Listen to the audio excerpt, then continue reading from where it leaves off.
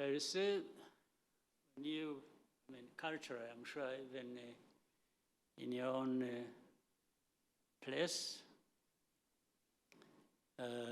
when you visit somebody, in this case, when you have visited us, I don't want to give a speech. I don't want to give a speech to my guests.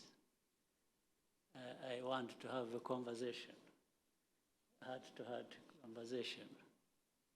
It would be strange for me to host visitors and then I take a piece of paper and start reading.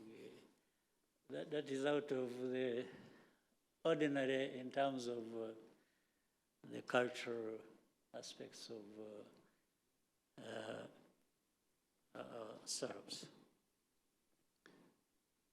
So I want, we are talking about leadership, we are talking about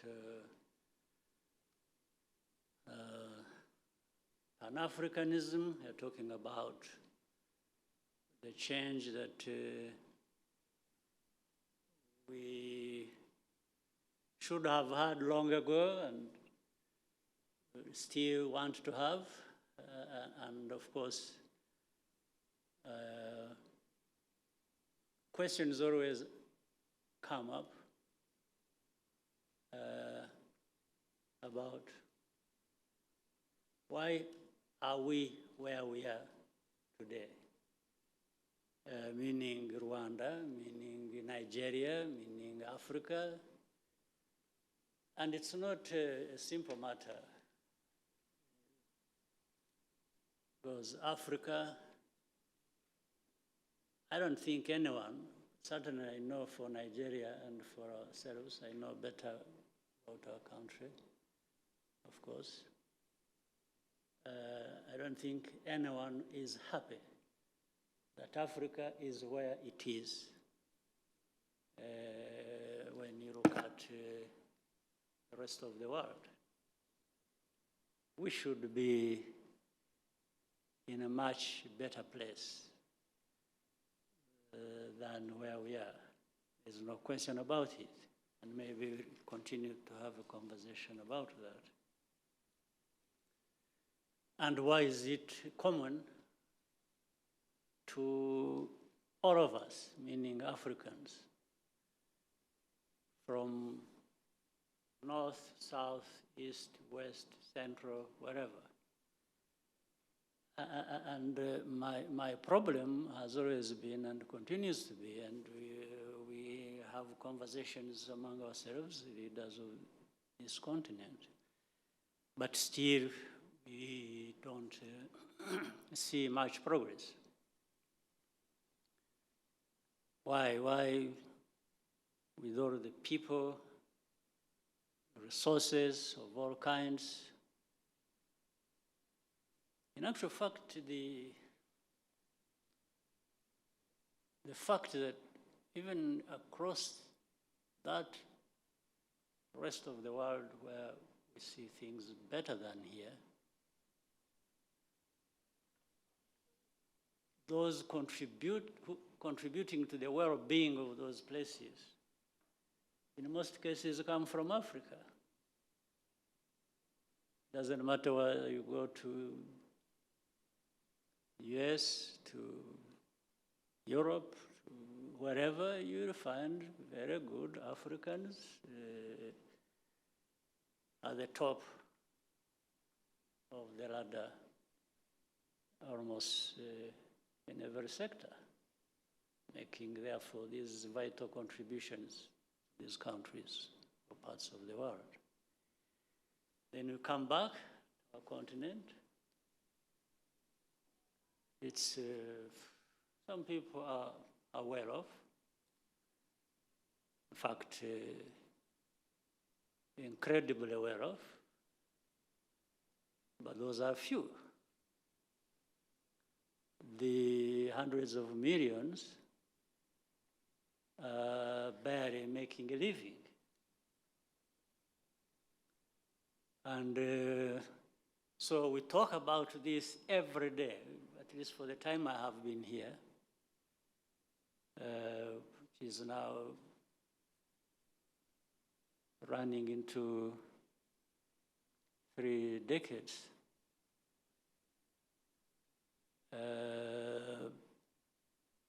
The struggle is about that, the questions are about that, and we keep measuring, we find.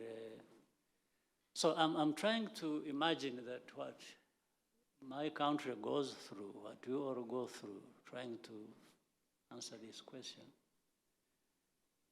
is what people you lead in your states are going through. And that's what is going on in your minds, the leaders of those states, the governors. And that's what's going on in the minds of other leaders, whether it is the president, ministers, so on and so forth. There are these similarities. So how do we answer this question? We're talking about leadership because we're talking about leadership to deliver with people certain goods around development, security, stability, development, good governance, all kinds of things. We're also talking about Pan-Africanism because we are saying there is a common problem across the continent. So we really have the same questions to answer. And who else is going to do that?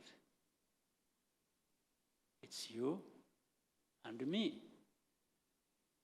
But it's also those people that we lead that must be part of it, if you will. So how do we break out of this cycle of our continent?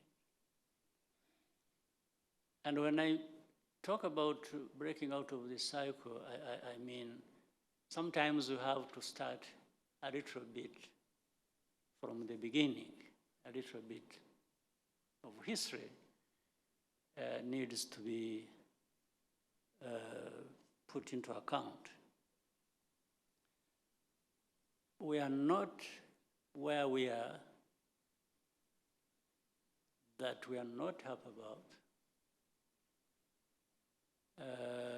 by accident. Or we are not staying there and not making the headways we want to make. Again, not by accident. It's because of certain things we can identify, talk about, in your place, in my place, in some other African's place, and things you can feel and touch and that can actually be addressed. Now, the bigger question is, and that's what I mentioned earlier, because we have to be examining why are we where we are when the desire was to be completely in a much better place. And why does it happen when we have actually everything that we need to be where we want to be? That now comes around the same word that is repeated very often by everybody, everywhere, and so on and so forth. And that's leadership. But leadership alone is not a panacea. It has many things that interact with that. You have to be feeling hard-pressed about the problems of where you are coming from. You have therefore to be having a vision to say, but that's really where we want to be, and that's the way to get there.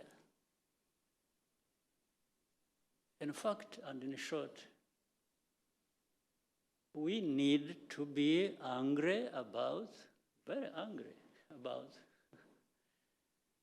this nonsense that goes on forever around us or about us that does not deliver the answer to this question, both of which we know and actually have the means to deal with. Let me use a quick example of my country, my history, and which I know is similar, but I'm just expanding it to other areas quickly to inform us of what the obstacles are and that shouldn't be there. When I was a kid, 4 years old, turbulence, political turbulence in this country was at its height. My family were exiled in Uganda. Became a refugee when I was 4 years old. I stayed in a refugee situation for 25 years. I stayed in a camp, a refugee camp, for good 20 years. In a place where that man is born, the one who said, so pretended to be a governor of one of from Uganda. That same district where he's born is where I grew up as a refugee. Now, but it's not about that story that I want to really to talk so much about. It's a different one. It's about what the country was going through around the time of independence. That's when many of those refugees happened. So it was called independence. And of course, it produced refugees. Later on, it gave us a genocide. So I'll tell you a little bit about that. But I'm trying to bring it up to try and expand it and show the problems afflicting the rest of Africa that we are able to resolve, or we should be, and we don't, and we keep running around asking ourselves questions about leadership, because I think we are talking about leadership, therefore, that should be able to address these issues. So those who came after the independence, of course, were also called leaders.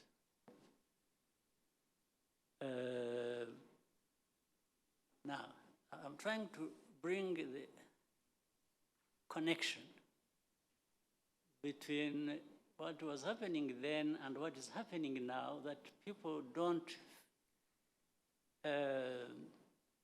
become sensitive to and address. And that is, so we became refugees. UNHCR, body of the UN that looks after refugees, or is around the camps, driving vehicles, giving us food. And by the way, they are still in business today, doing that, in different places, and with the different people who came after us.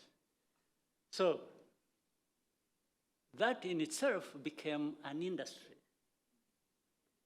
But it is not an industry of UNHCR. No.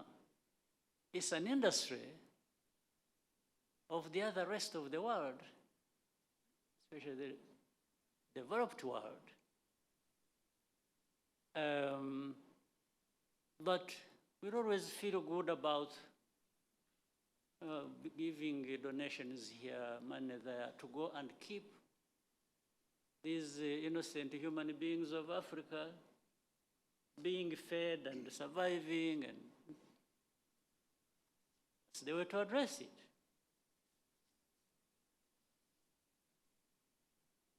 And then I don't even want to blame, the rest of the world. First, independence was from colonialism. So after colonialism, when we got independence, there are people who are being fed.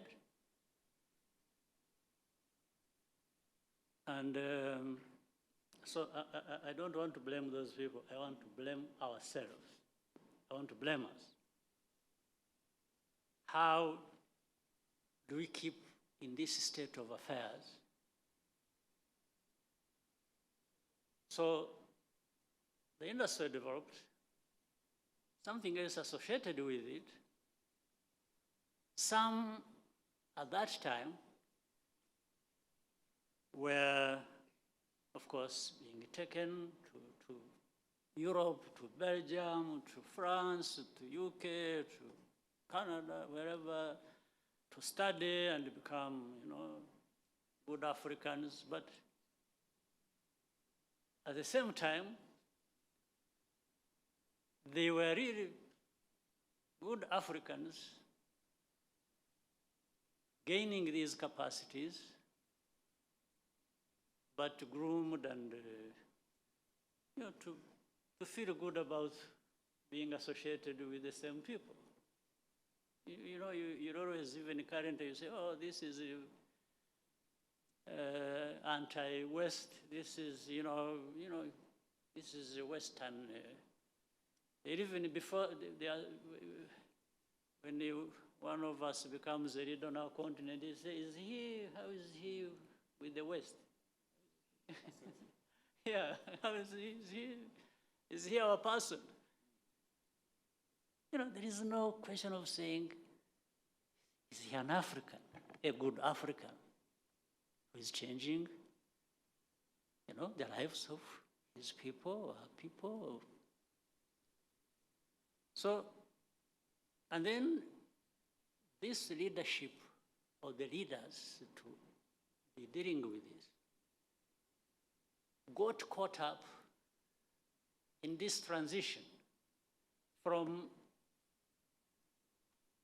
the colonial times, the independence times, and somehow what is African got lost in between.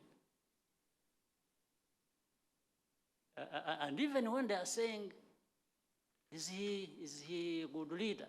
Or is he, yeah, because you are a good leader in as far as you can be associated with the West. Not with Africa. Now, if what I'm saying might even not be accurate,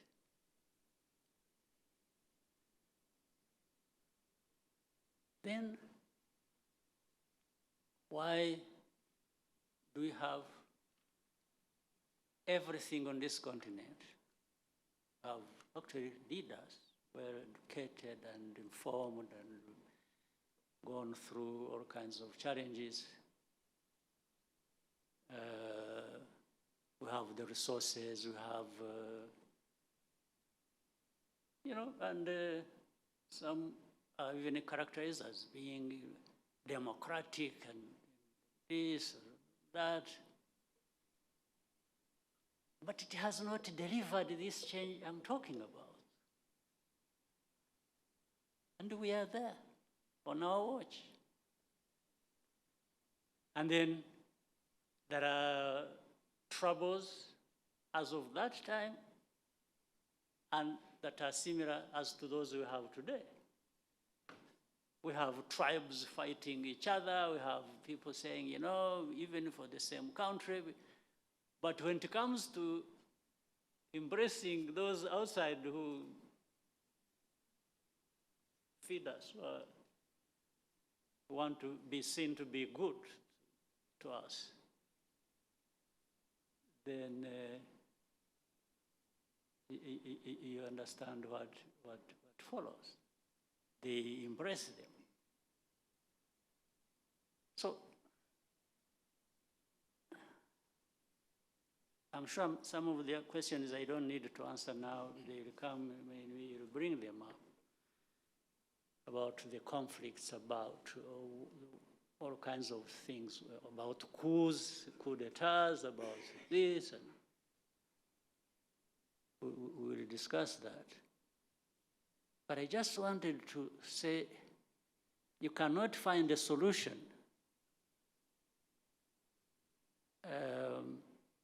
relating to leadership or Pan-Africanism and the transformation that must happen in our continent without starting a little bit from the historical background that I was talking about.